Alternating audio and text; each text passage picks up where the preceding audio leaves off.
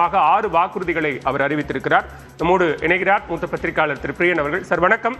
கடந்த கால தேர்தல்களில் தொடர்ந்து ஃப்ரீபீஸ் என்று சொல்லப்படுற அந்த இலவசங்கள் மிக்சி, கிரைண்டர், டிவி, சைக்கிள் அப்படின்னு நிறைய பொருட்கள் கொடுக்கப்பட்டிருக்கு. ஆனா இந்த முறை எல்லாமே தொகையாக அறிவிக்கப்படுகிறது. டைரக்ட் பெனிஃபிஷியரி மாதிரி நேரடியா அவர்களுக்கு பணமா கையில போய் சேர்றது அப்படிங்கிற ஒரு உத்தியை கையில் எடுத்திருக்கிறாங்க. அந்த வகையில் ஒரு 10,000 ரூபாய் கருணை தொகையை அறிவித்திருக்கிறார் இபிஎஸ். எப்படி பாக்குறீங்க?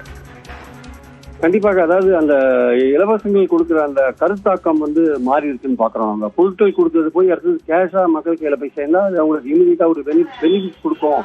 இப்போ பீகார் தேர்தலில் 10,000 ரூபாய் கொடுத்தாங்கல்ல எல்லா மகளிருக்கும் சுய தொழில் ஆரம்பிக்கிறதுக்காக. அதுல எவ்வளவு பேர் ஆரம்பிச்சாங்கன்னு தெரியாது. ஸோ அந்த மாதிரியான விஷயங்கள் இப்போ திடீர்னு ஒரு 5,000 ரூபாய் கொடுத்தாருல்ல, அட்வான்ஸா உரிமை தொகை ஸ்டாலின் அவர்கள் கொடுத்தாரு, கோடைக்கால தொகையும் சேர்த்து கொடுத்தாரு. இது மாதிரி மக்களுக்கு கேஷா கையில கொடுக்கும்போது அது அவங்களுக்கு ஒரு சந்தோஷத்தை உண்டு பண்ணுன்றதை இப்போ அரசியல் கட்சிகள் புரிஞ்சிட்டு இருக்காங்க. அது உடனடி பலன் கொடுக்கற ஒரு விஷயமா இருக்கிறதுனால அதை இப்போ அந்த விஷயத்துக்கு மாறி இருக்காங்க, கேஷ் கொடுக்கறதுக்கு மாறி இருக்காங்க. ஸோ அதனால எடப்பாடி பழனிசாமி அவர்கள் தேர்தல் நோக்கி போகும்போது நீங்க சொல்ற மாதிரி கிட்டத்தட்ட இதுவரையும் 16 வாக்குறுதிகள் அவர் கொடுத்திருக்காரு. அதுல பாதிக்கு மேற்பட்டவே கேஷ் சம்பந்தப்பட்டது. அதாவது 10,000 ரூபாய் கொடுக்கறது, பொங்கல் தொகுப்போட 1000 ரூபாய் கொடுக்கறது, வேலையில்லா பட்டதாரிகளுக்கு அலவன்ஸ் கொடுக்கறது, 2,000 ரூபாய் உரிமை தொகை கொடுக்கறது, இந்த மாதிரி பல விஷயங்கள். 2 விஷயம் தான்.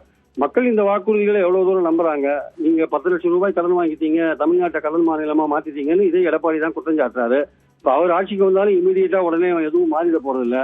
அப்படி இருக்கும்போது என்ன அடிப்படையில அவர் கொடுக்கிறாருன்னு பார்க்கணும். இப்போ விசைத்தறி தொழிலாளர்களுக்கும் கைத்தறி தொழிலாளர்களுக்கும் அந்த இலவச மின்சாரத்தோட அந்த நம்பர்ஸை ஏற்றிருக்காரு. 1000 யூனிட் 1400 யூனிட்டா மாத்திருக்காரு வச்சுக்கோங்க. இந்த கேஸ் தான் இப்போ சுப்ரீம் கோர்ட்ல பெண்டிங்கா இருக்கு. இந்த இலவச மின்சாரம் கேஸ் தான் பெண்டிங்கா இருக்கு. அந்த கேஸ்ல தான் உச்சநீதிமன்ற தலைமை நீதிபதி அன்னைக்கு ஒரு கிரிட்டிக்கலான ஒரு ரிமார்க்கை பாஸ் பண்ணாரு. இந்த மாதிரி இலவசங்கள் ஒரு சாராருக்கு கொடுத்துருந்த போது இன்னொரு சாரார் மட்டும் வரி கட்டிட்டு இருக்காங்கன்ற மாதிரியான ஒரு விஷயத்தை கையில் எடுத்தார். சோ இது நாளைக்கு அந்த கேஸ்ல என்ன மாதிரி முடிவுகள் வரும்னு சொல்ல முடியாது. ஆனால் இதெல்லாம் ஒரு அரசியல் கட்சியை வாக்குறுதி கொடுக்கறதுல இருந்து யாரும் தடுக்க முடியாது. சோ எடப்பாடி அவர்கள் வாக்குறுதி கொடுக்கறதுக்கு எல்லா உரிமையும் படைத்தவர்கள். இதை எவ்வளவு தூரம் மக்கள்கிட்ட எடுத்துட்டு போறாங்க, மக்கள் இதை எவ்வளவு தூரம் நம்புறாங்கன்றத பொறுத்துதான் அவருக்கான வெற்றி அமையும் என்பது என் கருத்து. கருத்துக்களை பகிர்ந்து கொண்டமைக்கு